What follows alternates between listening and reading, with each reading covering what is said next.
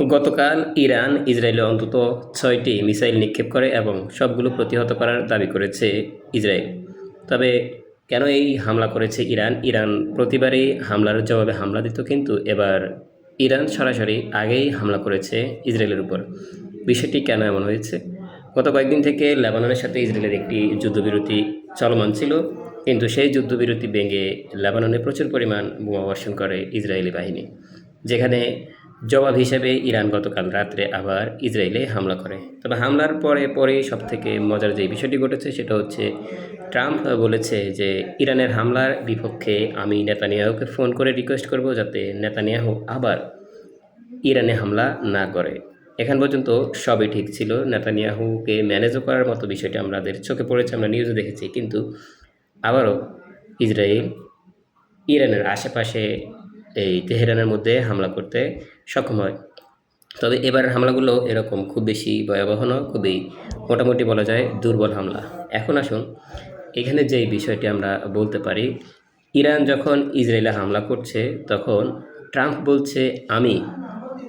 বলছে আমি নেতানিয়াহুকে ফোন করে বলবো যে ইরানের হামলার জবাবে যাতে এই ইসরায়েল কোনো হামলা না করে। তিনি ফোনও করেছেন, তিনি ম্যানেজ করেছেন, এমনটাও বলেছেন, কিন্তু আবারও হামলা করেছে ইসরায়েল। এখন ইরান আবার বলছে, ইরান হামলার পরে বলছে যদি এর ব্যাক সাইড থেকে আবার হামলা করা হয় তাহলে আমাদের লক্ষ্যবস্তু হবে আমেরিকার ঘাঁটিগুলো। এখন আমেরিকার ঘাঁটিগুলো এমন হয়ে গেছে যে ইরান চাইলে সেখানে হামলা করতে পারে, ইরান চাইলে সেখানে ধ্বংসযজ্ঞ চালাতে পারে, ইরান চাইলে সেখানে ড্রোন মারতে পারে, ইরান চাইলে সেখানে মিসাইল মারতে পারে, সব কিছুই কিন্তু ইরান করতে পারে।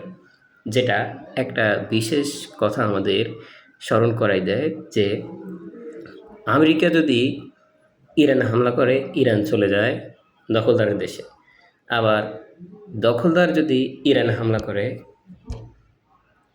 ইরান চলে যায়,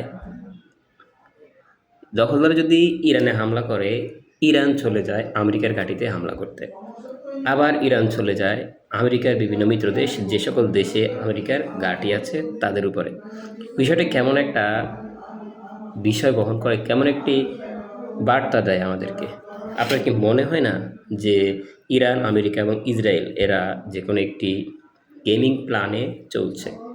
অর্থাৎ দুইটা দেশ একটা গেমিং প্ল্যান নিচ্ছে আর একটা দেশ নিজে নিজে গেম তৈরি করছে। আর আমেরিকার অবস্থা বর্তমানে কেমন হচ্ছে? আমেরিকা যেই ইরানে এসেছে, মনে করেন একটা ছেলে গেছে বিয়ে করতে, এখন বিয়ের ওই জায়গায় সে কী করছে, তার প্যান্ট নষ্ট হয়ে গেছে, মনে করেন সে খুব বাজেভাবে প্যান্ট নষ্ট হয়ে গেছে। এখন সে এমন একটা অবস্থায় আছে যে সে না পারতেছে বিয়ে শেষ করতে, না পারতেছে গিয়ে ফ্রেশ হতে। এখন সে কী করবে?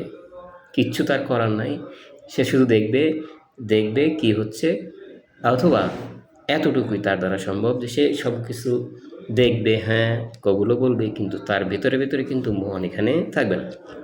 ঠিক আমেরিকা ইরানে হামলার প্রথম অবস্থায় তারা মনে করেছিল যে আমরা জাঁকজমকপূর্ণভাবে একটু এখানে আক্রমণ করি, আক্রমণের পরে তারা ভয় পাবে, তাদের কয়েকজন লিডারশিপকে যদি আমরা খতম করে দিতে পারি তাহলে তারা দমে যাবে। কিন্তু ইরান কি করছে?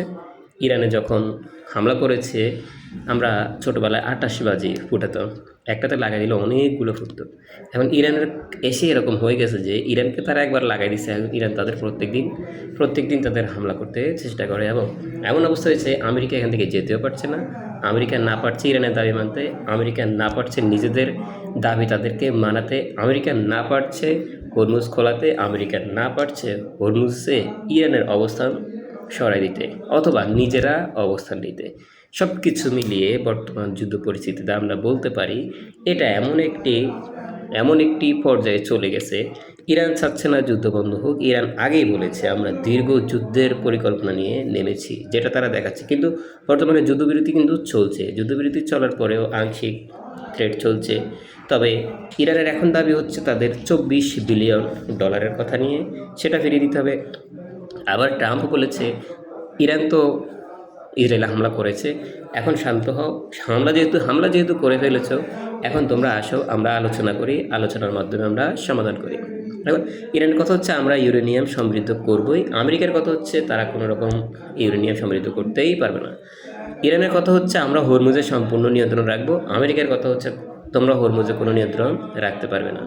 ইরানের কথা হচ্ছে আমরা মিসাইল তৈরি করব সম্পূর্ণরূপে আগের মতোই, আমেরিকার কথা হচ্ছে তোমরা মিসাইল তৈরি করতে পারবে না। ইরানের কথা হচ্ছে তোমরা আমাদের উপরে সকল নিষেধাজ্ঞা আগে তুলে নাও, তারপর আমরা বন্দর খুলে দেবো। কিন্তু আমেরিকা বলছে যে আগে তোমরা বন্দর খোলো, আস্তে আস্তে আমরা নিষেধাজ্ঞা তুলে নেব। তাহলে এই যে জটিল থেকে কঠিন অবস্থাগুলোতে এই বর্তমান যুদ্ধ পরিস্থিতি আটকে গেছে, এটা থেকে আসলে পরিত্রাণ কি পাওয়া যাবে? এখানে এমন 3টি দেশ এখন যুদ্ধ পরিস্থিতিতে রয়েছে যারা শক্তিশালী এবং যারা মোটামুটি নেতৃত্বের একটা অবস্থানে আছে। আপনি যদি ইরানের কথা বলেন, মধ্যপ্রাচ্যে কিন্তু ইরানের অনেক অনেক শক্তিশালী একটা দেশ। তাদের হুমকি ধমকিতে মধ্যপ্রাচ্যের ম্যাক্সিমাম দেশই কিন্তু ভয় পায়। পুরো বিশ্ব জুড়ে আমেরিকা একটা শক্তিশালী দেশ, আবার ইসরায়েলেরও পুরো বিশ্বে একটা প্রভাব রয়েছে। এখন ইসরায়েলের প্রভাব বাড়াতে চাচ্ছে আমেরিকা, সে প্রভাব হয়তো দিতে চাচ্ছে না। আবার আমেরিকার প্রভাব যখন বাড়াতে চাচ্ছে তখন সেখানে ইসরায়েলও কিন্তু বেরো দেওয়ার হয়তো চেষ্টা করতে পারে। তো এই জন্য আমরা বলতে পারি যে এই যুদ্ধ পরিস্থিতি কোথায় গিয়ে থামবে, এই পরিস্থিতির এন্ডিং টাইমটা কী হবে, এই যুদ্ধবিরতির শেষ পর্যায়ে এসে কী হবে সেটা কিন্তু বলা বাহুল্য, বলা যাচ্ছে না। কেননা যুদ্ধ চলছে, থেমে থেমে চলছে, আক্রমণ হচ্ছে, হামলা হচ্ছে, পাল্টা হামলা হচ্ছে। ইরান বারবার তাদের কিছুদিন পর পর তাদের মিসাইল সিটি উদ্বোধন করছে, দেখাচ্ছে। আমেরিকা দাবি করছে তাদের প্রায় আর মাত্র 25% মিসাইল সিটি সক্রিয় রয়েছে, কিন্তু ইরান বলছে যে আমরা যদি প্রতি সপ্তাহে একটি করে মিসাইল সিটি উদ্বোধন করি তাও আমাদের প্রায় 2 বছর লেগে যাবে এই মিসাইল সিটিগুলো উদ্বোধন করতে। তাহলে কার কথা বিশ্বাস করবেন? আমেরিকার সুপার পাওয়ার, আমেরিকার সব কিছুই আছে, কিন্তু আমেরিকা ইরানে এসে হামলা করা এটা কিন্তু খুব বেশি হার্ডলি পসিবল না।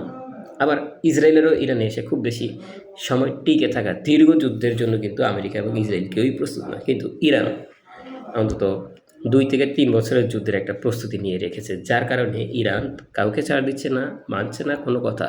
ইরান না মানছে আমেরিকার কথা, না মানছে আমেরিকা ইরানের কথা। এমন এক অবস্থায় চলে গেছে, আমরা জানি না এটা শেষ কী হতে পারে।